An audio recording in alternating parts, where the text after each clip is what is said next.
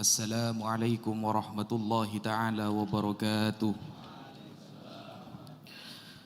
Alhamdulillah wassalatu wassalamu ala rasulillah Sayyidina Muhammad ibn Abdillah wa ala alihi wa sahbihi wa man walah, amma ba'd.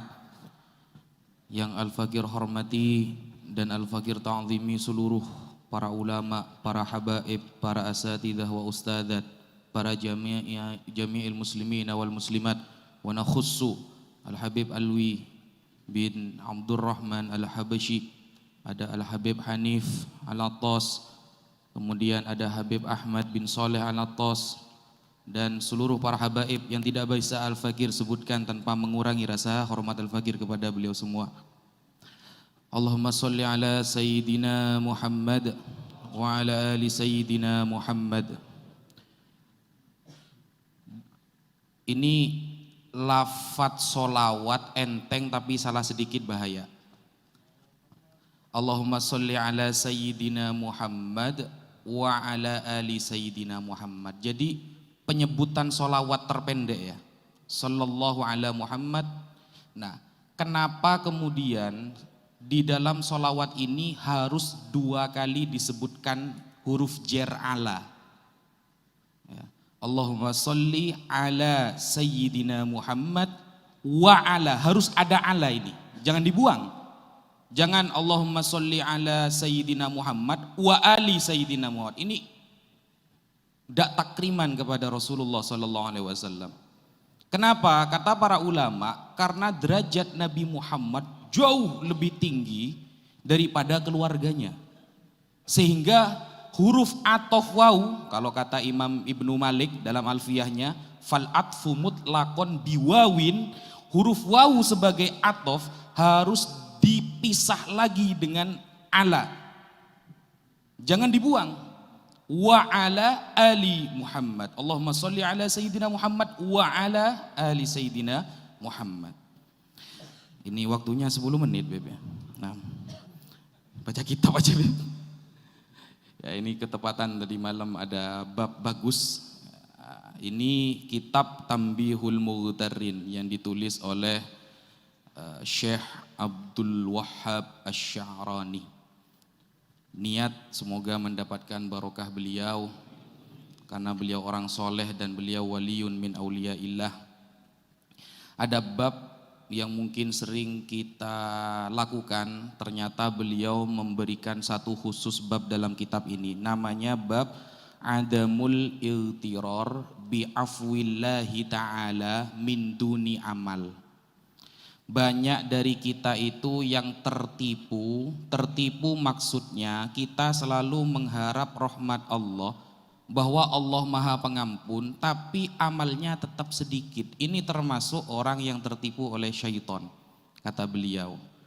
Wa min akhlaqihim radhiyallahu anhum, kata beliau, termasuk akhlaknya para salafun saleh radhiyallahu anhum ajmain, adamul iltirar billah, tidak tertipu dengan Allah. Maksudnya bagaimana? Bihaitsu ya'tamidu ahaduhum ala afwillahi ta'ala wa yatrukul al-a'mal as-salihah.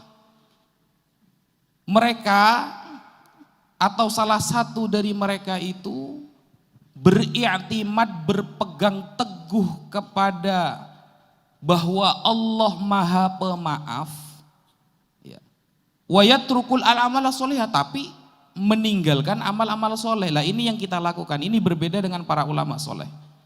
Kalau para ulama salafuna soleh dulu beramal dulu baru mengaitkan bahwa Allah itu Maha Pengampun. Kalau kita kan tidak. Kita itu meninggi-ninggikan sifat rahmat Allah tapi amalnya tetap sedikit. Nah ini kita. Makanya kata Al-Imam At-Tustari mengatakan perbedaan kita dengan para sahabat, kalau sahabat tahu hukum sunnah mereka lakukan, kalau kita enggak tahu hukumnya sunnah malah gak dilakukan. Itu perbedaannya dulu sama sekarang. Kalau sahabat tahu sunnah dilakukan, kalau kita sunnah gak usah wis. Nah itu perbedaannya antara salafun soleh dengan yang kita ini. Nah Innama kanu yubalighuna fil ijtihad fil ibadah thumma ya'tamiduna ala afwillah la ala a'malihim. Jadi kalau para ulama salafun soleh dulu itu ibadahnya dulu yang semangat, baru mengandalkan mohon maaf kepada Allah, bahwa Allah itu maha pemaaf, rahmat Allah itu wasi'ah. Jangan kemudian amalnya sedikit lalu mengandalkan maha ampun Allah, mengandalkan oh inna rahmatullah wasi'ah. Ini gak pernah diajarkan oleh para ulama salaf. Seperti itu gak pernah diajarkan. Sehingga wafil hadis disebutkan di dalam hadis Rasulullah sallallahu alaihi wasallam, al-kayyis man dana nafsahu wa amila lima ba'dal maut wal ajiz man atba'a nafsahu hawaha wa tamanna 'ala Allah. Orang yang bijak adalah orang yang memotivasi dirinya. Orang yang ngaca kalau bahasa sekarang, saya ini siapa, kan begitu. Hanya seorang hamba, jangan seolah-olah menjadi raja, kan seperti itu.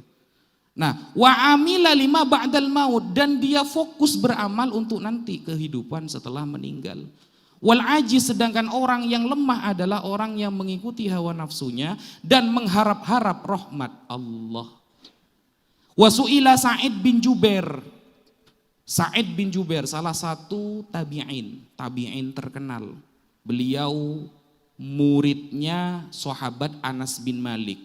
Beliau juga pernah mendapatkan hadis kepada para sahabat seperti Ibnu Umar, Abdullah bin Abbas dan lain sebagainya. Sa'id bin Jubair pernah ditanyakan masalah anil iltiror billah. Siapakah orang yang tertipu dengan Allah? Ma huwa faqala. Beliau mengatakan, huwa tumadil abd fil isyan thumma yatamanna 'ala Allahil maghfirah.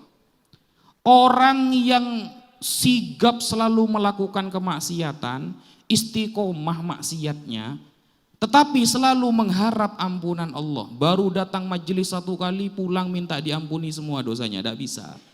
Gak potongan guys, gak potongan gitu. Kita baca simtuturor satu kali langsung minta surga tanpa hisab. Lalu mau dikemanakan ulama-ulama dulu itu, yang setiap hari sholatnya sampai ratusan rakaat itu? Tidak bisa. Mungkin kita baca simtuturor itu tidak tahu artinya itu. Kadang arti simtuturor saja kita tidak tahu itu. Dan kenapa kok dikarang? Atau Rotibul Haddad lah yang sering kita baca, Rotibul Haddad. Kenapa Rotibul Haddad itu dikarang oleh Habib Abdullah bin Alwi al-Haddad? Asbabul wurudnya kenapa dikarang? Apa saja artinya? Lah, ini kadang kita iltiror ya, tertipu. Baru baca satu kali minta surga tanpa hisab. Kita datang ke showroom ya, showroom mobil, bawa uang 10 juta mau beli Alphard, dapat spionnya mas. Kita mau bawa iman sebiji sawi mau masuk surga tanpa hisab, tidak bisa, tidak potongan.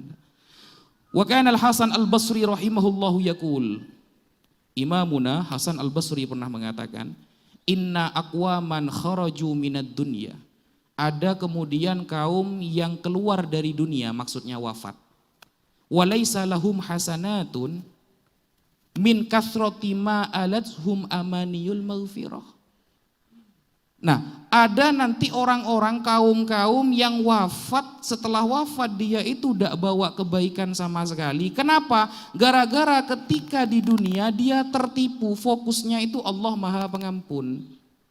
Fokusnya itu Allah rahmatnya luas. Tidak pernah tahajud, jarang duha, sodako pas-pasan, wiritan gak ada yang istiqomah, sholat telat-telat. Oh Allah wasi'ahu, rahmatnya itu wasi'ah. Nah itu. Yaqulu ahaduhum inni lahasanu dzan bi rabbi fala ubali akathurul amal am qalla wa huwa kadzibun fi dzalik. Kalau kemudian ada orang yang mengatakan saya husnudzon kepada Tuhan saya, maka tidak perlulah saya itu tahu amal saya ini besar atau kecil, yang penting saya husnudzon, Allah itu Maha Pengampun. Yakin saya dosa saya. Wa huwa kadzibun fi dzalik. Dusta dia itu. Idz law ahsana dzan bi rabbih haqiqatan la ahsanal amal. Kalau memang dia husnudzon kepada Allah, seharusnya amalnya perbanyak. Imam Ahmad saja satu hari satu malam 300 rakaat sholatnya. Gara-gara beliau di penjara, dipukuli di penjara, akhirnya sholatnya beliau sehari berkurang. Jadi 150 rakaat. Imam Ahmad bin Hanbal itu. Yang terkenal hafal 1 juta hadis. Ada kemarin orang itu yang membela pembatal nasab itu mengatakan, mana ada Imam Ahmad hafal 1 juta hadis, Bukhari saja cuma 7.000 katanya. Bohong itu. Nah, kok bohong? Ini bukan kata saya, kata Imam Az-Zahabi dalam kitabnya Siyaru A'lamin Nubala, meriwayatkan tentang Imam Abu Zur'ah ketika bertemu dengan anaknya Imam Ahmad bin Hanbal, namanya Abdullah bin Ahmad bin Hanbal.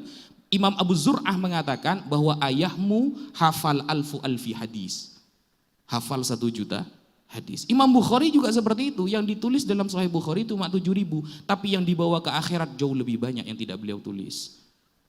Jangan bandingkan ulama dulu dengan sekarang. Iya, kalau sekarang belum hafal Arba'in Nawawi sudah batal-batalkan nasab. Qala ta'ala wa dzalikum dhannukumul ladzi dhanantum bi rabbikum ardakum fa asbahtum minal khasirin. Allah Subhanahu wa taala berfirman, itulah dugaan yang kamu sangkakan kepada Allah. Gara-gara kamu dugaannya seperti itu, selalu mengandalkan rahmat Allah, selalu mengandalkan Allah Maha Mengampun, ardakum fa asbahtum minal khasirin.